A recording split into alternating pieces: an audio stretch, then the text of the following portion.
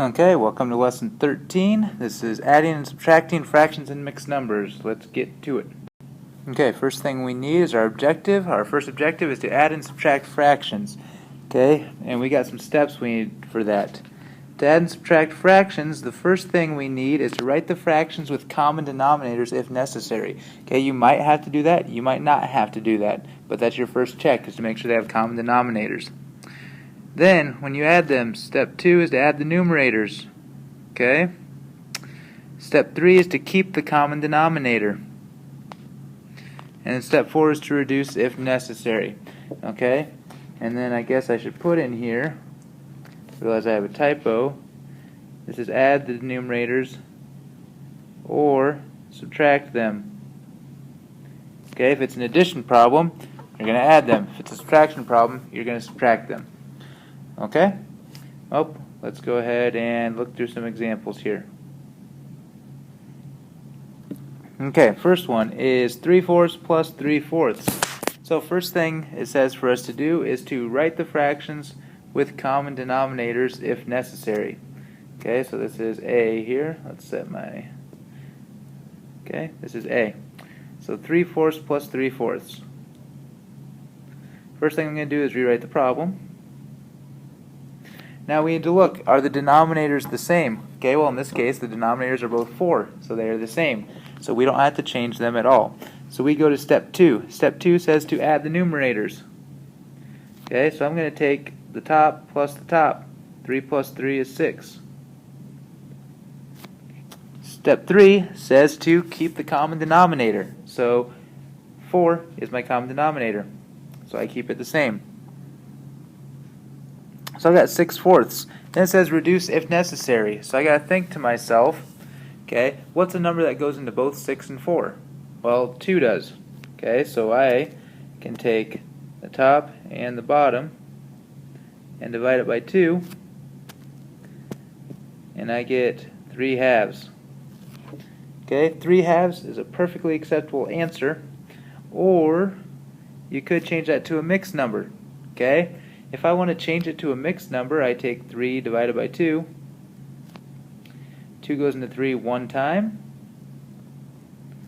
with 1 left over. So remember, we did this before. My big number is the one that's up top here. So 1.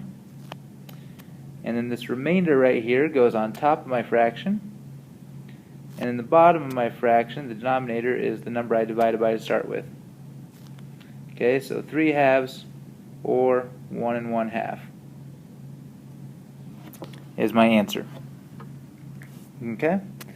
And sometimes your book might ask you to model that on a number line. Okay, so let's go ahead and just look at that.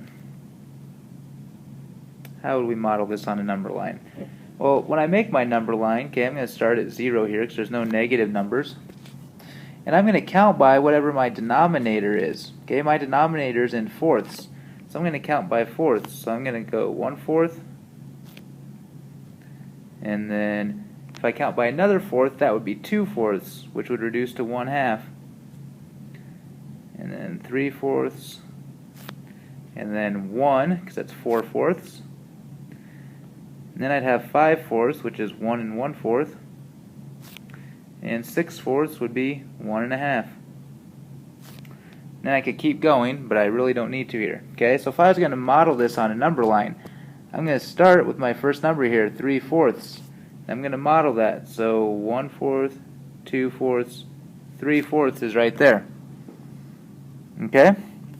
Then I need to add 3/4. So I need to go 3/4 further to the right because I'm adding. I need to get a bigger number, so I go to the right.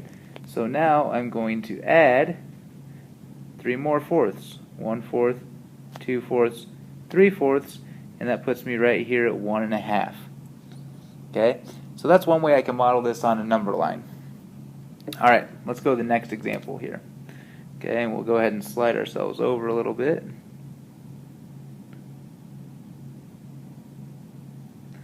Okay, 3/5 minus 3/5. So again, the first thing I want to do is rewrite my problem. Now we'll scroll back up here so we can see our steps again. You'll have to see if we can ignore or erase this stuff now. Now hopefully you guys all had that because I erased it, so if not, back up and get the slide again. I'm going to delete a couple other things here to get out of our way. Alright. Now 3/5 minus 3/5. So again, it says write the fraction with common denominators if necessary. Well, they already have common denominators, it's fifths, so we're going to leave it. Then we subtract the numerators because it's a subtraction problem. Okay, 3 minus 3 is 0. And we keep the bottom number, 5. Well, 0/5, that simplifies. That's the same as 0. Okay? Well, we can model that on the number line too if we want to.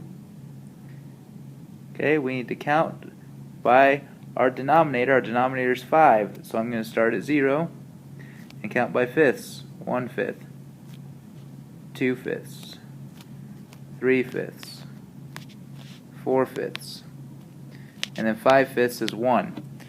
Okay?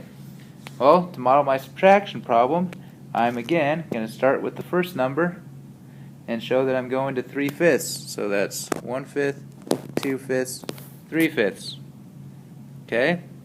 Then I'm going to go ahead and back myself up 3/5. Because I'm subtracting, I need to go backwards. Okay, I need to take away things. So now I'm going to back up 1, 2, 3/5. And right there, that's where I ended, at 0. Alright, let's go on to some more examples. Okay, for these two examples, we're going to go through the same steps we had before because we're still adding and subtracting fractions. So I'm going to rewrite the problem to start with. So I got 2/3 plus 3/4. Okay, well, first step is I need to have a common denominator. I don't have one this time, so I'm going to have to rewrite these numbers with a common denominator.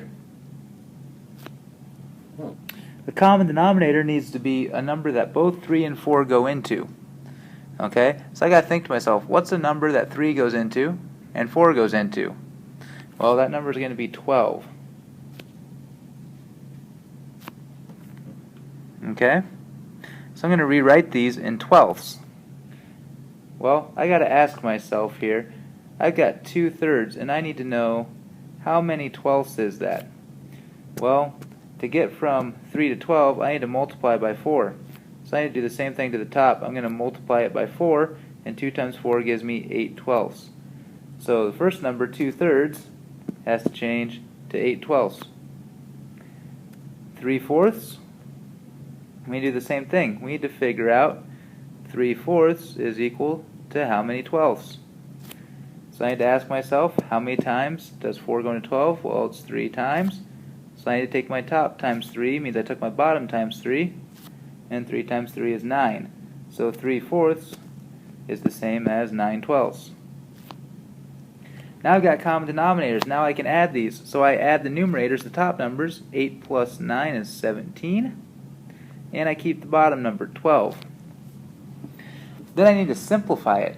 Well, 17 and 12, there's nothing that goes into both of those numbers, okay? Because 17 is prime number. That's one of the prime numbers you learned. Nothing goes into 17 besides 17. So I could be done here, or I can change this into a mixed number. Again, to do that, I take the top divided by the bottom. 12 goes into 17 once. And I've got a remainder. So this number up here is my big number. This number down here is my numerator. And the number off to the side over here, that's my denominator. So 17/12 or 1 5/12. Same thing. Okay, and part B. 3/4 minus 1/6. Again, I need a common denominator first because we don't have that. Okay, so what's a number that both 4 and 6 go into? Well, a quick way you could always do this is to just multiply the two bottom numbers together. 4 times 6 gives me 24. So that could be a common denominator, but there's a number lower than that that both 4 and 6 go into. Okay, and that number is 12. 4 and 6 both go into 12. So I'm going to ask myself, 3/4 is how many twelfths? Well, 4 times 3 gives me 12. And on the top, 3 times 3 gives me 9. So this is 9/12. Okay, we just did that one on the other problem. Now I need to ask myself, 1/6 is how many twelfths? How do I get from 6 to 12? I multiply by 2. So I got to multiply the top by 2, and 1 times 2 is 2. So 1/6 is the same as 2/12. Now, next step again, I need to subtract the numerators. 9 minus 2 is 7, and then I keep the bottom number. And I get 7/12. And the last thing I need to do is see if I can simplify this. Well, 7/12 does not simplify, so my answer is done. Okay, 7/12. Alright, let's go on to some more examples.